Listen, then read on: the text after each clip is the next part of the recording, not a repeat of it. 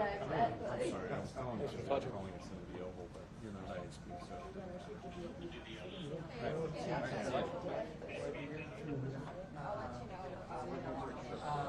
Hey, I haven't been back in a really long time.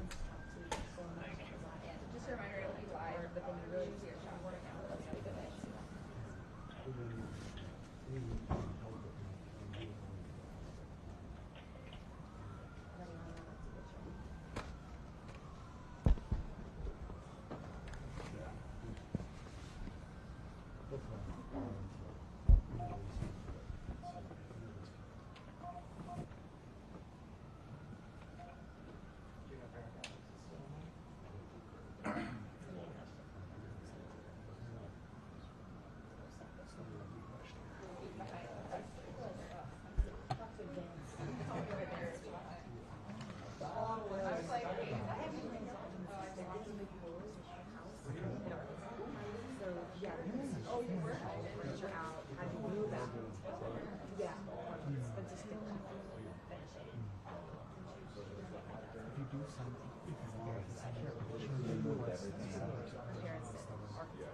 They had to move it to get the floor space. Because they said, if it's East Coast, they send it to Around, moving, and like, Did you send it to LA or send it to the, yeah, and but if you send it to, we accidentally send it to the LA, so the LA service center is actually so much service center. So usually a bit behind. yeah. Oh, really? We got one in Houston. And it's, precision is not cool. Yeah, but not anymore. No other products now. Yeah. These will be, put down. Yeah, mine does that something. Yeah. Like, you just jiggle it down. Yeah. Yeah, it's That buffer is a beast. yeah. I'll probably leave it on the place. But I can take a look. Get into the house, usually it's like you step into the house because one's door.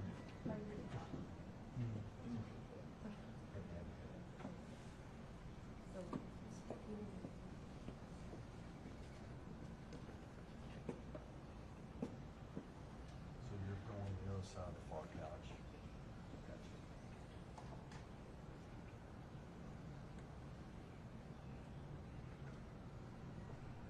Oh my gosh, that hinge is coming apart. Somebody better fix that hinge. Okay, we're going in now. Yeah, she's got.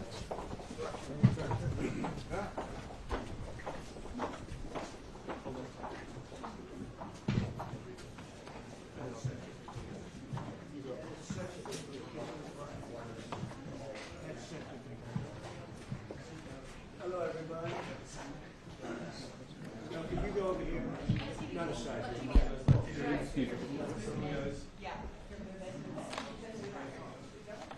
Straight ahead. No, he'll be here. Who's your main camera?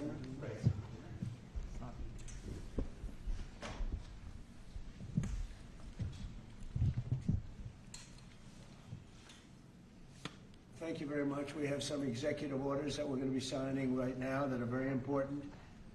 They're really redos from some horrible mistakes made by Biden and his group, and we're changing them back so that we can lead a normal life, a good life, and they're actually very important, and from the standpoint of lifestyle, they're very important. So I'd ask Will to maybe explain them, and we'll ask some of our congressmen and senators to say a few words, please.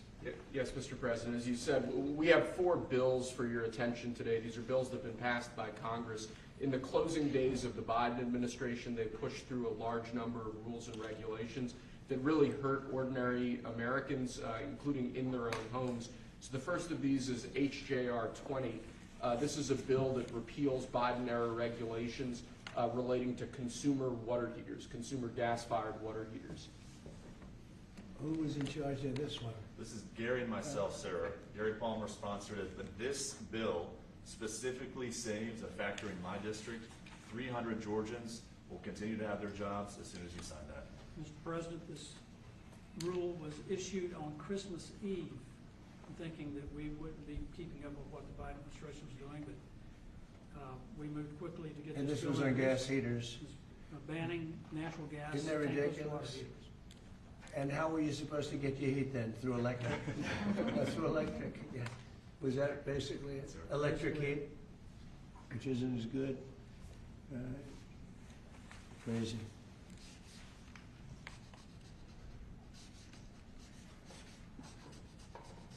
Here, Gary, hold that up.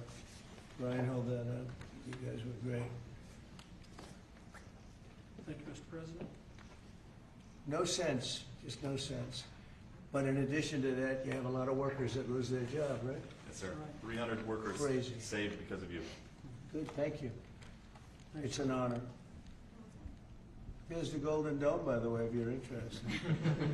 There's the Golden Dome. That'll save all your lives someday, maybe. Okay, good. Thanks, Brian. You hold it up. Next, Mr. President, we have House Joint Resolution 24. This is the same basic idea, but this relates to walk-in coolers and freezers and other refrigeration devices. Again, last-minute Biden-era regulation that hits ordinary Americans hard. And what do they do? They put in. Increase- Sorry, Yeah, they you can increase the speak to energy this better than I can. efficiency requirements for walk-ins, coolers, and freezers, and therefore putting an undue burden on businesses across the country, everything from restaurants to pharmacies, hospitals, were To all a going point to be where it didn't work. impacted. In other words, they made the restrictions so strong that it didn't work. And it was going to cost them so much money to actually meet the energy efficiency standards, which didn't really save much money. So this is going to actually help our small businesses across the country, Mr. President. Good.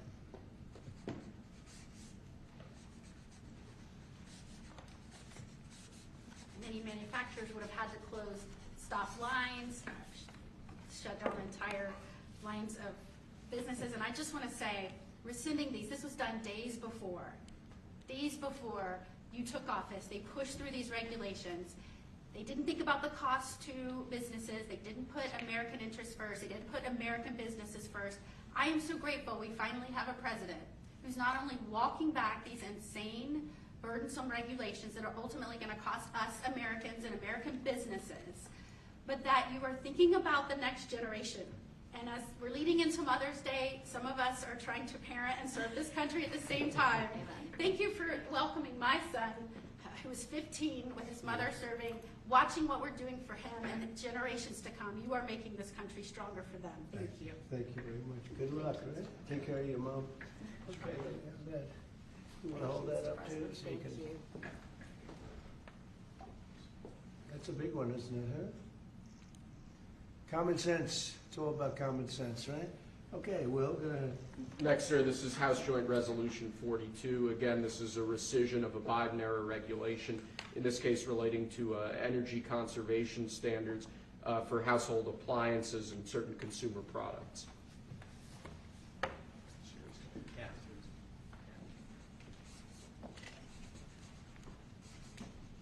That's a good one. I know who's over there. I know who did this.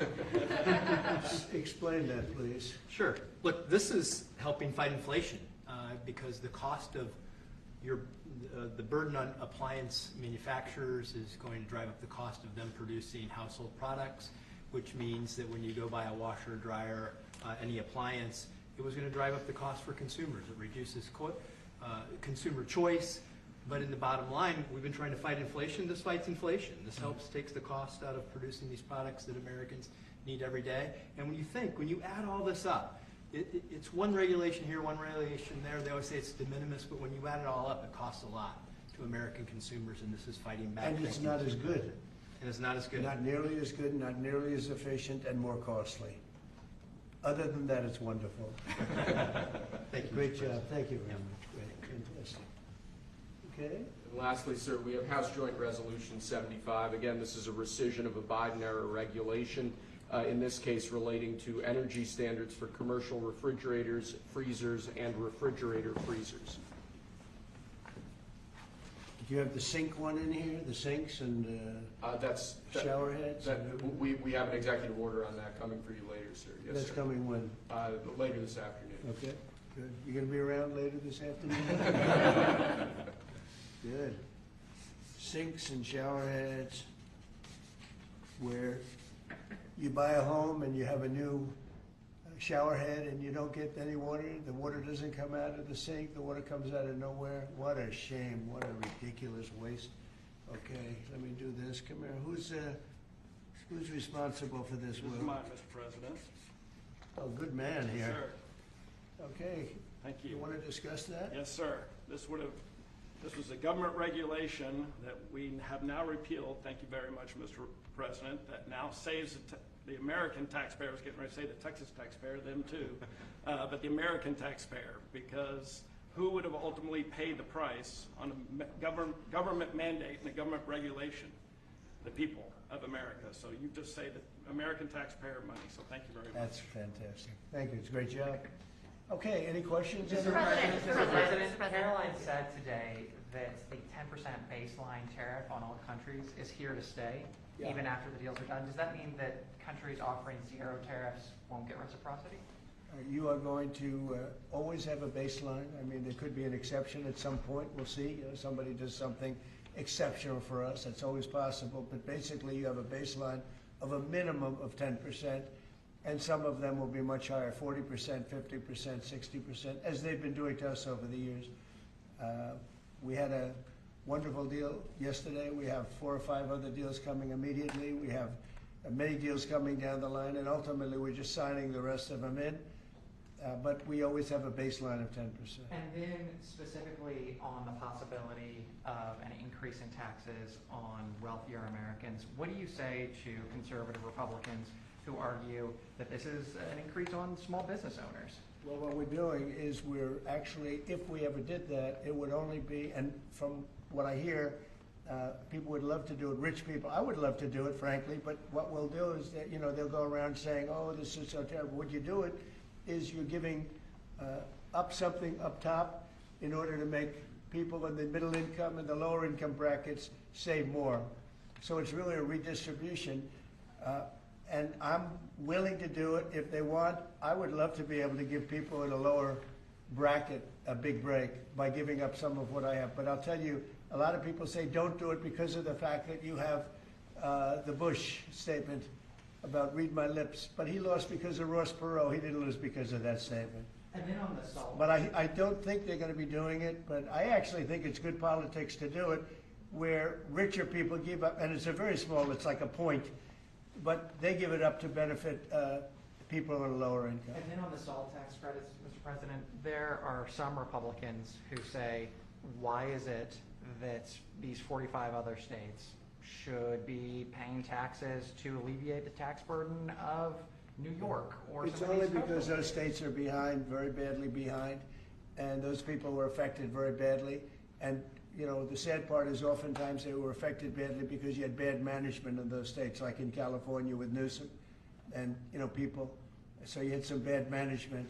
But that's being worked on now, and they may do a piece one way or the other.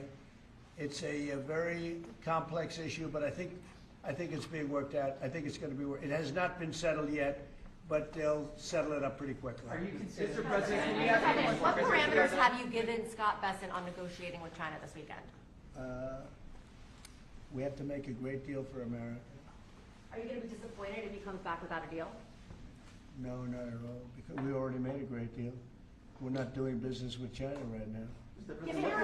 You know, we lost $1 trillion last year with China, $1 trillion. So if you're not going to do business with them, you're not going to lose $1 trillion. But we lost. I want China to do great. You know, I'm very friendly with President Xi. I have great respect for him and for China, but we can't continue to allow them to do what they did. When I was president, they paid hundreds of billions of dollars in tariffs and taxes. And then Biden screwed it all up. What he did to this country between the border and between all of the other problems, the wars, everything, what he did to this country should never be forgotten. But one of the things he did is the trade was so bad and so imbalanced. So I think we're going to come back with a fair deal for both China and us. Have you given Bessent a number of how low you're willing to go? Yeah, I am. Are you What's willing the to number? share that number? Is it No. 80%? But I put out a number today, 80%, so we'll see how that all works out. Mr. President, the U.S. Embassy in Kyiv is warning right now about possible Russian significant attack on Kyiv. What's your message for Putin? I have a message for both parties get this war ended. We're losing 5,000 soldiers a week, Russian and Ukrainian soldiers, and other people also, by the way. And I say, get this stupid war finished. That's my message for both of them. Thank you very much. We'll see you in a little while. We'll see you in a little while. Thank you, Russ. We're heading out. Thank you. Thanks, guys. Thank you. Right out through there. Thank He you. just came in to say hello. What did you discuss? Almost nothing. He came in to say hello. It was very nice, and I think he came in to thank me, frankly. I mean, I would say the primary reason, but he was very nice. He's a nice man, but I think he actually came in to thank me. Is he complying with ICE like you'd like to see? You'd have to ask Tom Holman. Mr. President, do you have a reaction to Bill Gates' comments yesterday that the cuts in USAID will lead to millions of deaths of children around the I world? don't know anything about his comments. Thank you. Thanks, guys. Thank you. Thank you. Let's head out. Thank you all. Thanks, guys. Thank you. Let's start moving.